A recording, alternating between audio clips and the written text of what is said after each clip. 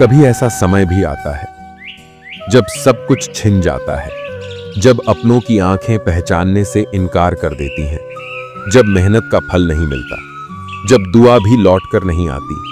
तब इंसान टूटता नहीं, बिखरता नहीं, बल्कि वहां से उसकी किस्मत चुपचाप करवट लेती है। जिसे तुम बुरा समय समझते हो, असल में वो भाग्य की चुप साधना होती है। वो घड़ी होती है जब भगवान खामोश रहते हैं, लेकिन कर्म और धैर्य से भाग्य अंदर ही अंदर लिखा जा रहा होता है। आज जो अकेला है, कल वो सबसे बड़ा सहारा बनता है। आज जो ठुकराया गया है, कल उसी के दर पे भीड़ लगती है। और आज जो अंधेरे में है, कल वही उजालों का रास्ता दिखाता है।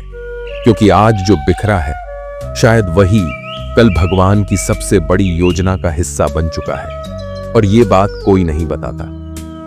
आपसे बस विनम्र निवेदन है, इस वीडियो को स्किप न करके अंत तक जरूर देखिएगा।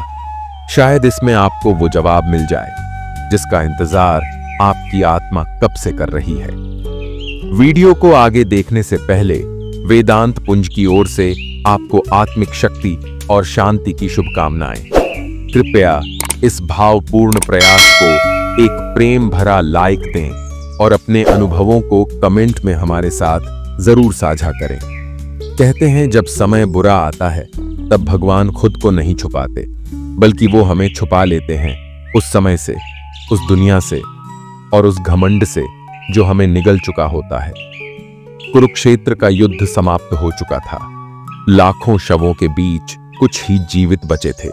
वीरता हार चुकी थी और पृथ्वी कराह रही थी। अर्जुन का मन शांत नहीं था। वो विजयी होकर भी टूटा हुआ था। उसने श्री कृष्ण से पूछा, मधुसूदन, आपने मुझसे कहा था कि मेरा धर्म युद्ध है, लेकिन मैंने धर्म के नाम पर अपने ही बंधु मार डाले। मेरा रथ चला, लेकिन मेरा हृदय वहीं रक्त से सना पड़ा रह गया। श्री कृष्ण चुप थे।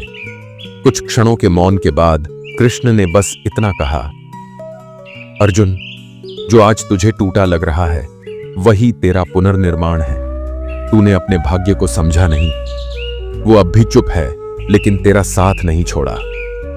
फिर कृष्ण ने एक बात कही जो अर्जुन की आत्मा को झकझोर गई। जब लोहे को सबसे मजबूत तलवार बनाना हो, तो पहले उसे आग में तपाया जाता है, फिर उस पर चोट की जाती है, उसे झुकाया, मोड़ा, पीटा जाता है, और अंत में वो एक ऐसा अस्त्र बनता है जो न्याय करता है, जो अधर्म का संहार करता है। अर्जुन, तू अभी अग्नि में है, छोटों में है, बिखरा हुआ है, पर इसी ताप में तेरा भाग्य आकार ले रहा है, और यह भाग्य चुपचाप बिना बोले तेरा साथ दे रहा है। कृष्ण की आंखों में वही चमक थी जैसी तूफान से पहले आसमान में होती है। उस दिन अर्जुन ने कुछ नहीं कहा, लेकिन उसने उस मौन को सुन लिया। वो मौन जो हर हारे हुए इंसान के भीतर भगवान रखते हैं। कई सालों बाद यही अर्जुन, जब उत्तरदायित्व, त्याग और विनम्रता में सबसे आगे था, तब वही लोग जो युद्ध के बाद उसे दोष दे रहे थे, उन्हीं के बच्चे अर्जुन की गाथाएं सुनते थे। ये भाग्य था जो बुरे समय में गूंगा हो जाता है, लेकिन अंत में चिल्लाकर कहता है, मैं तब भी तेरे साथ था जब तूने मुझे छोड़ दिया था। तो आज अगर आप संघर्ष में हैं, टूटा महसूस कर रहे हैं या अकेले लड़ रहे हैं, तो याद रखिए, ईश्वर मौन है, भाग्य भी मौन है, लेकिन दोनों साथ हैं। और जब समय बदलेगा, तो यही चुप्पी एक ऐसी आवाज बन जाएगी जो दुनिया को बता देगी, इस इंसान ने हार नहीं मानी थी। बस एक विनती है, खुद पर विश्वास मत छोड़िए, क्योंकि भगवान ने अभी आपके लिए कहानी पूरी नहीं की है। तो अर्जुन की तरह जब आप खुद से लड़ रहे हो, जब चारों ओर सन्नाटा हो और जब जीवन में कोई उत्तर ना मिले, तब याद रखना, ईश्वर मौन में काम करता है। वो तुम्हें तुरंत जवाब नहीं देता, क्योंकि वो तुम्हें उस लायक बना रहा होता है कि तुम बिना किसी सहारे के अपने आप से मिल सको। कर्म करो और प्रतीक्षा करो, क्योंकि श्री कृष्ण ने एक बार कहा था, जो हुआ वह अच्छे के लिए हुआ। जो हो रहा है वह भी अच्छे के लिए हो रहा है, और जो होगा वह भी अच्छे के लिए ही होगा। जो तुम आज समझ नहीं पा रहे, कल वही तुम्हारा गर्व बन जाएगा। जो आज तुम सहन कर रहे हो, कल वही तुम्हारी पहचान बन जाएगा।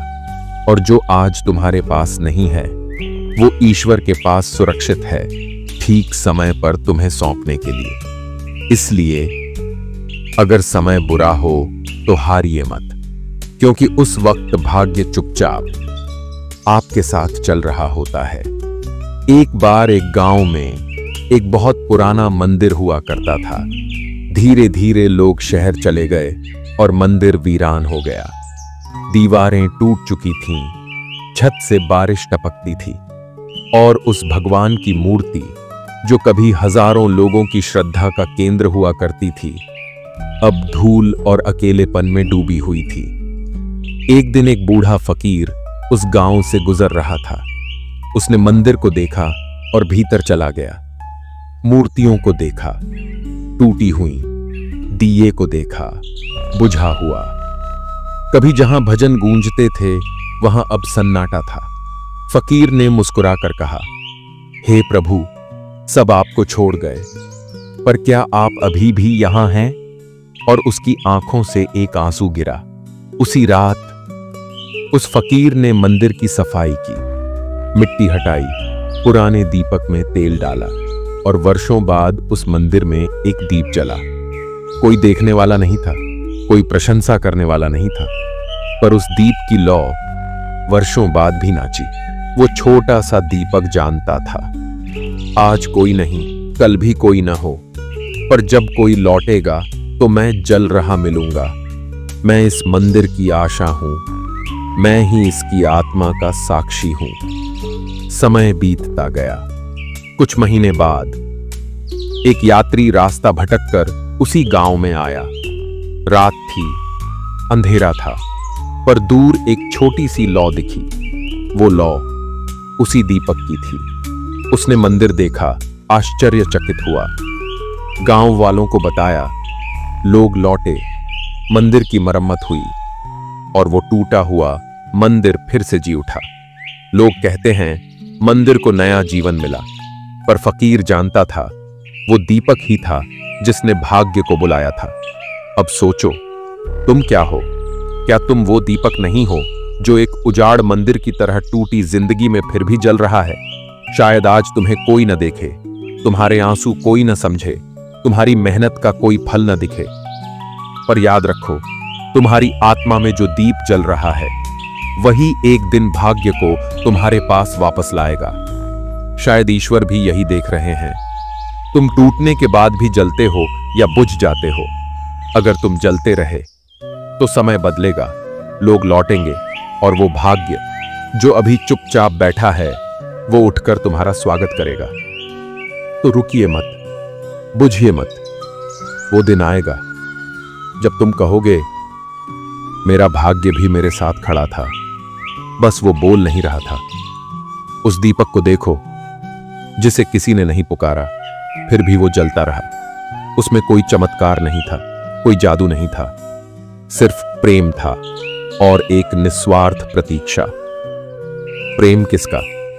उस ईश्वर का जो भले ही वर्षों से न देखा गया हो, लेकिन हर धड़कन में अब भी मौजूद था।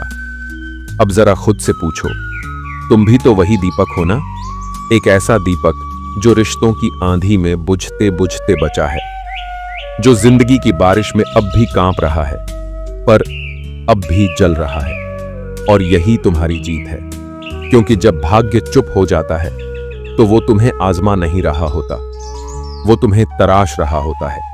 जब तक लोग तुम्हें समझते हैं तुम इंसान हो, पर जब कोई नहीं समझता और फिर भी तुम खुद से प्यार करते हो, तब तुम ईश्वर की छवि बन जाते हो। इसलिए डरना नहीं, तुम्हारे जीवन का मंदिर फिर से भर जाएगा। ये खालीपन स्थायी नहीं है, ये सन्नाटा भी एक साधना है।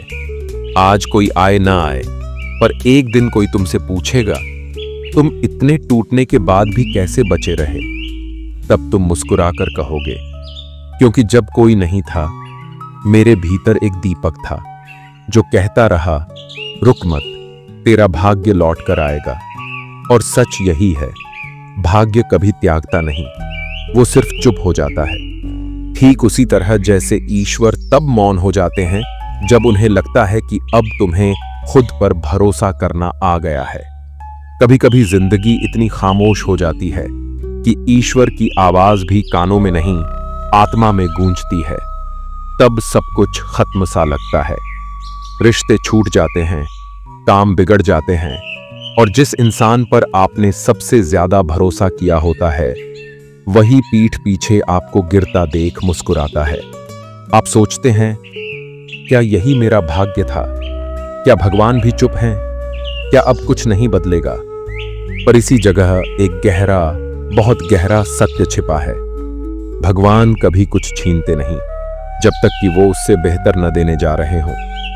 लोग कहते हैं भाग्य साथ नहीं देता, पर क्या किसी ने ये सोचा है कि जब सब कुछ छिनता है तब भीतर क्या बनता है? जब लोग दूर हो जाते हैं तब आत्मा अकेले चलना सीखती है। जब दुनिया तुम्हें खारिज करती है तब ब्रह्मांड तुम्हें स्वीकार करने लगता है। और जब तुम टूटते हो तब ईश्वर खुद तुम्हारी मरम्मत करता है, बिना शोर, बिना प्रदर्शन। यही भाग्य है। वो तुम्हारे शोर में नहीं, तुम्हारी चुप्पी में पलता है। वो तब नहीं दिखता जब सब कुछ अच्छा चल रहा हो, वो तब दिखाई देता है जब सब कुछ बिखर जाए और फिर भी तुम खड़े रहो। जो इंसान बुरे वक्त में रोते हुए भी आगे बढ़ता है, जो हार कर भी मुस्कुराने का साहस करता है, जिसने सब कुछ खोकर भी धैर्य नहीं खोया, उसी के जीवन में भाग्य सबसे खूबसूरत रूप लेता है। लेकिन इस सत्य को देखने के लिए आंखें नहीं, एक टूटा हुआ हृदय और एक जागृत आत्मा चाहिए। अगर तुम जीवन से थके हुए हो, अगर तुम्हारा मन कहता है कि अब और नहीं सहा जाएगा, तो बस एक बार रुको, सांस लो और भीतर झांको। वहां एक शक्ति है जो अब तक तुम्हें संभाले हुए है, जिसे तुमने कभी महसूस नहीं किया, लेकिन जिसने कभी तुम्हारा साथ नहीं छोड़ा। वो तुम्हारा भाग्य नहीं, वो स्वयं भगवान है, जो आज चुप हैं, पर तुम्हारे हर आंसू, हर कोशिश और हर धड़कन को गिन रहे हैं। वो समय आने पर ऐसा उत्तर देंगे जो न तुम्हारे शब्दों में होगा, न तुम्हारी कल्पना में, बल्कि तुम्हारी आत्मा में अमर हो जाएगा। इसलिए जब समय बुरा हो तो बस सुनो, कैसे भाग्य चुपचाप लेकिन पूरी शक्ति के साथ तुम्हारे साथ खड़ा है। कुछ घाव ऐसे होते हैं जो दिखते नहीं, पर हर रात जब आप तकिए पर सिर रखते हैं वो टपकते हैं। कोई आवाज नहीं करता, पर भीतर बहुत कुछ टूटता है। तुम सोचते हो, क्यों मैं ही, क्यों मेरे साथ ही सब कुछ बुरा होता है? और वहीं से जीवन तुम्हें एक ऐसे मोड़ पर लाकर खड़ा करता है जहां या तो तुम टूटकर बिखर सकते हो या फिर उसी टूटन में खुद को दोबारा गढ़ सकते हो। क्या तुमने कभी गौर किया है, जब सब तुम्हें छोड़ जाते हैं, भाग्य नहीं छोड़ता, वो बस चुप हो जाता है। वो तुम्हारे आंसुओं में अपनी मौन उपस्थिति रखता है। वो तब भी साथ होता है जब तुम कहते हो अब मैं अकेला हूं। असली भाग्य वो नहीं जो अचानक सब ठीक कर दे। असली भाग्य वो है जो तुम्हें हर टूटन में मजबूत होने का हौसला दे, हर हार में खुद से लड़ने की हिम्मत दे, और हर ठोकर में तुम्हें भीतर की आवाज सुनने का अवसर दे। क्योंकि ईश्वर कभी सीधे आकर तुम्हारा हाथ नहीं पकड़ते, वो तुम्हारे भीतर विश्वास बनकर बैठ जाते हैं। और जब दुनिया कहती है अब इसका कुछ नहीं हो सकता, तो वही विश्वास धीरे से कान में कहता है, देखते जाओ, अब चमत्कार होगा। और यही वो पल होता है जहां भाग्य अपने सबसे गहरे रंग में उतरता है, जहां तुम्हारी चुप्पी में ईश्वर बोलते हैं, जहां तुम्हारे आंसुओं से भाग्य की राहें बनती हैं, और जहां एक टूटा हुआ इंसान ईश्वर का दूत बनकर उभरता है। शायद इसीलिए श्री कृष्ण ने कुरुक्षेत्र में अर्जुन से कहा था, तू कर्म कर, फल की चिंता मत कर। जब तू थक जाएगा तब मैं थाम लूंगा, जब तू रोएगा तब मैं तेरे भीतर बह जाऊंगा, और जब तू गिरेगा तब मैं तेरे रूप में उठ खड़ा हो जाऊंगा। इसलिए अगर आज तुम्हारा समय बुरा है तो मत डरना, मत हार मानना, मत सोचना कि ईश्वर चुप हैं, वो बस कुछ बड़ा करने में व्यस्त हैं और तुम्हें उस काबिल बना रहे हैं। यही सच्चा भाग्य है, जो शोर नहीं करता लेकिन चमत्कार जरूर करता है। तो मित्रों, अगर आज आपके जीवन में अंधेरा है, अगर सब कुछ बिखरा हुआ लगता है, तो बस एक बात याद रखिए, आपका भाग्य अभी मौन है, लेकिन वो आपको छोड़कर नहीं गया। वो आपकी आत्मा की गहराई में चुपचाप आपको समय से पहले बड़ा बना रहा है। इसलिए हार मत मानिए, क्योंकि आप अकेले नहीं हैं। अगर आज की ये कथा आपके हृदय को छू पाई हो, तो वेदांत पुंज परिवार से जुड़ जाइए। यहां हर शब्द सिर्फ ज्ञान नहीं, आशा बनकर उतरता है आपकी आत्मा में। वीडियो को एक प्रेम भरा लाइक दीजिए, अपना अनुभव कमेंट में जरूर साझा कीजिए और चैनल वेदांत पुंज को सब्सक्राइब करिए, क्योंकि हमारी अगली यात्रा आपके जीवन की एक नई रोशनी लेकर आएगी। आज के इस वीडियो में इतना ही। आपका भाग्य चुपचाप लेकिन निश्चित रूप से जाग रहा है। बस विश्वास बनाए रखिए। वेदांत पुंज की ओर से आपको आत्मिक शक्ति और शांति की शुभकामनाएं। जय श्री राधे कृष्ण।